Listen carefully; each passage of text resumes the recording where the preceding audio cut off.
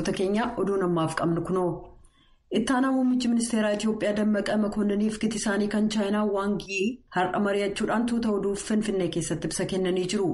Dammaqaan akka jedhanitti daawwannaan ministeerichaa innaa Itiyoophiyaan rakkoo keessa jirtu yoo ta'u kunis kan mul'isu deeggarsaaf walamantaa siyaasaa cimaaf hariiroon tarsiimoo biyyoota lamaan gidduu jiraachuu isaatii jedhan.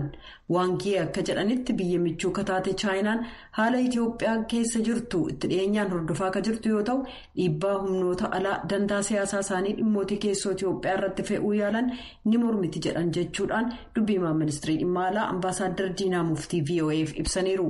Waangii Itiyoophiyaa akka daawwatan hatattamaan Itiyoophiyaa gadhiisaa ba'aa jechuun irra deddeebiin waamichi darbaa innaa jirutti jechuudhaan ambaasaaddar Reedwaan Huseen fuula Tiwiitarii isaanii irratti barreessanii kun mormii bal'aadha jedhan. Lola kaaba Itiyoophiyaa keessatti geggeessamu humnoonni alaa garee baabsaniif deeggaru jechuudhaan TPLF mootummaan Itiyoophiyaa irra deddeebi'uun himachuun isaanii ni yaadatamaa jedha Keenedii Abaata Finfinneerraa. Itiyoophiyaan waraanni ishee naannolee hedduu harka TPLF jalaa walaboomsaa jiraachuu beeksifte. Ministeerri tajaajila koominikeeshinii mootummaa Laggasa Tulluu televiziyoona irratti ibsa kennaniin akka jedhanitti magaalaaleen tarsiimoo ta'an kan akka Gaashanaa kaleessa humnootii Itiyoophiyaan to'atamaniiru. Akka ministeerichi jedhanitti magaalaaleen kan akka Shawaaroobiit, Molaalee, Mazazoo, Warraa'iluu, Gannatee, Fichooftuuf, Aseetaa humnoota Itiyoophiyaan deebisanii qabamaniiru jedhan. Dubbiimaan TPLF Geetaachoo Raddaa ergaa Tiwiitarii irratti barreessaniin hidhi humna ibsaa Takazee humnoota Itiyoophiyaan boombiin haleelamuusaa kan ibsan yoo ta'u koorporeeshiniin humna ibsaa Itiyoophiyaa immoo himannaa kana haaluudhaan oduun sun kan kijibaati jedhee jira jechuun Mallaskaachoo Ammahaa gabaaseera. Konkolaataan gargaarsa fe'an 4 Maqalee seenuu isaanii sagantaa nyaataa addunyaa nuuf ibsa jechuudhaan dubbiimaan tokkummaa mootummootaa Stiifan Dujaarik ibsa kennaniin beeksisaniiru.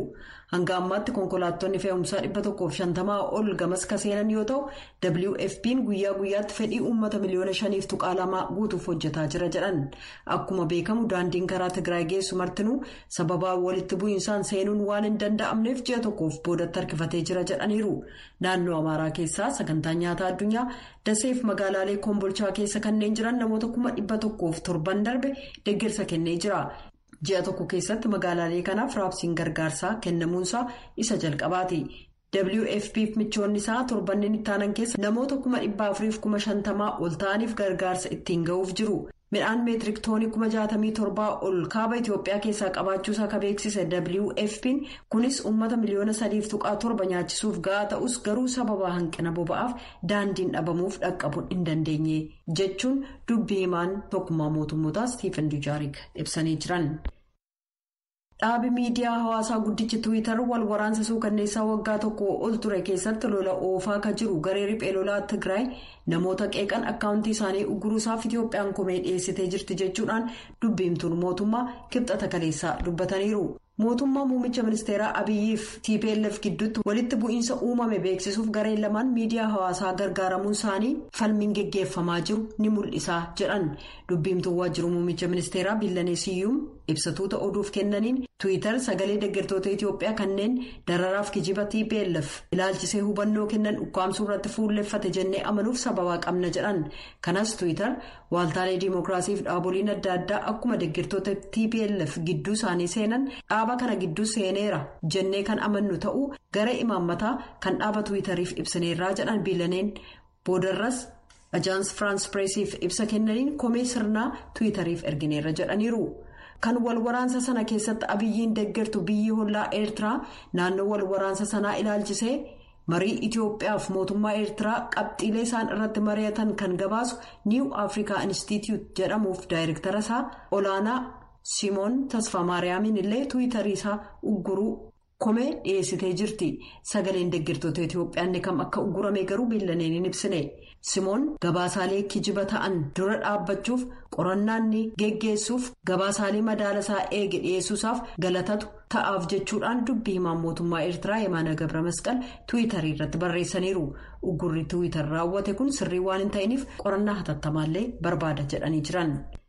Naayijeeriyaan baatee onkoloolessaa keessa qorannaa walitti qabdeen vaayirasii koronaa haaraa omikroon jedhu ka jalqabaa Afrikaan kibbaa torban darbe beeksisuu ishee dura kan argite ta'uu Inistituutiin Fayyaa Uummataa akka biyyattii har'a beeksisee jira. Hayyoonni saayinsii Afrikaa kibbaa vaayirasii kana arguu erga gabaasanii booda biyyoonni 20 ta'an uggura imalaa kaa'uun isaanii beekamee jira. Vaayirasiin omikroon imaltoota Afrikaa kibbaarraa deebi'an lamarratti argamu waaltaan to'annoof ittisa dhukkuboota Naayijeeriyaa ibsa kenneen beeksisee jira. Vaayirasiin kun garuu namoonni Naayijeeriyaa utuu hin seeniin durallee argamuusaa gabaaseera. Vaayirasiin haaraan kun akkaan daddarbuusaa namoota akkaan dhukkubsuusaaf talaallii argame danquusaa ilaalchisee wanti beekame jiraachuusaa aangawoonni eegumsa fayyaa shakkii qabaachuu isaanii ibsaniiru. Naayijeeriyaa keessaa oduun vaayirasii omikroon ka jaarmiyaan fayyaa addunyaa balaa hamaa qabaachuusaa akeekkachiise weerara COVID-19 ka biroo kaasuu mala yaadduu jedhu dhaqqabsiiseera. Ministeeronni haajaa alaa neetoo erga raashaan haleellaa yuukireen irratti raawwattuuf michummaa isaanii mul'isanii booda roobii har'aa ministeerri haajaa alaa Antooni Bilinkan gitoota isaanii biyyoota lamaanii waliin adda addaan marii akka geggeessan karoorfamuu Yuunaayitid Isteetsi mirkaneessitee jirti. Mariin ministeera haajaa alaa yuukireen Dimitroo Kuleebaaf ministeera haajaa alaa raashaa Sargee Laavrov waliin geggeessamu Stookholm Siwiidin keessatti kamisa borii ka geggeeffamu walga'ii ministeerotaa kan dhaaba nageenyaaf walta'iinsa Awurooppaa keessaa wal cina ka geggeessamu ta'uu aangawoonni ministirii dhimma alaa beeksisanii jiru. Kuleebaan roobii kaleessaa raashaa ofirraa ittisuuf uggura dinagdee qopheessuu dabalatee deeggarsi waraanaa yuukireeniif kennamu akka guddatu neetoof waamicha dabarsaniiru. Raashaa fi yuukireen lamaanuu guyyoota dhiyoo waraana daangaa irratti kuufatte jechuun inni tokko isa kaan himataa jira. Oduun galgala kanaaf qabnu kanuma.